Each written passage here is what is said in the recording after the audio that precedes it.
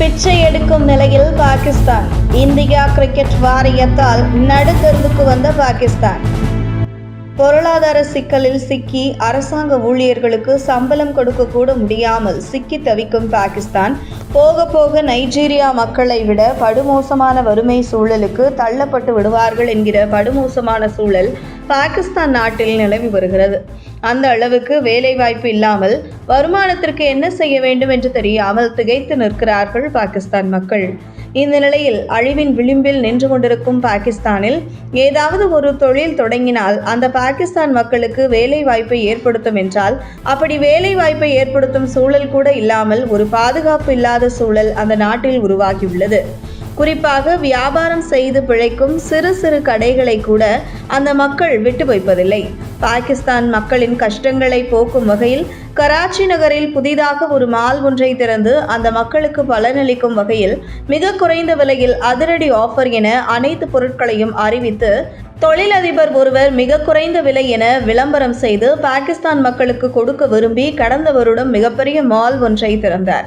ஆனால் பாகிஸ்தான் மக்கள் கூட்டமாக சென்று அந்த கடையில் உள்ள பொருட்களை ஒன்றுவிடாமல் திருடிச் சென்றனர். குறிப்பாக அந்த மாலில் தூய்மை செய்வதற்காக வைக்கப்பட்டிருந்த பயன்படுத்திய துடைப்பை கட்டை முதற்கொண்டு பாகிஸ்தானியர்கள் திருடிச் சென்றனர். இப்படி கடுமையான வறுமையில் சிக்கி பொருளாதாரத்தில் மிகப்பெரிய சரிவை சந்தித்து வரும் பாகிஸ்தான் 2025 சாம்பியன்ஸ் டிராபி தொடரை நடத்துவதன் மூலம் பாகிஸ்தானுக்கு வருமானம் அதிகரிக்கும், மேலும் பாகிஸ்தான் பாதுகாப்பான நாடு என்பதை உலகுக்கு உணர்த்தலாம் என முயற்சியில் இறங்கி 2025 சாம்பியன்ஸ் டிராபி தொடரை பாகிஸ்தான் ஏற்று நடத்துவதாக இருந்தது. ஆனால் பாகிஸ்தானில் பாதுகாப்பு சிக்கல்கள் இருப்பதை சுட்டிக்காட்டி BCCI இந்திய அணியை பாகிஸ்தானுக்கு அனுப்ப மறுத்தது.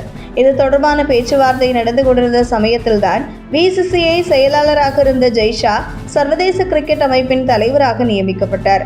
அதன் பின் நடந்த பேச்சுவார்த்தையில் இனி இந்தியா மற்றும் பாகிஸ்தான் விளையாடும் கிரிக்கெட் தொடர்கள் பொதுவான ஒரு நாட்டில் நடத்தப்படும் என்ற ஒப்பந்தம் கையெழுத்தானது. அதையடுத்து இந்திய அணி ஆடும் சாம்பியன்ஸ் டிராபி போட்டிகளை துபாயில் நடத்துவதற்கு முடிவு செய்யப்பட்டது. அதன்படி இந்திய அணி தனது குரூப் சுற்று போட்டிகள் 3ஐயும் துபாயில் விளையாடியது.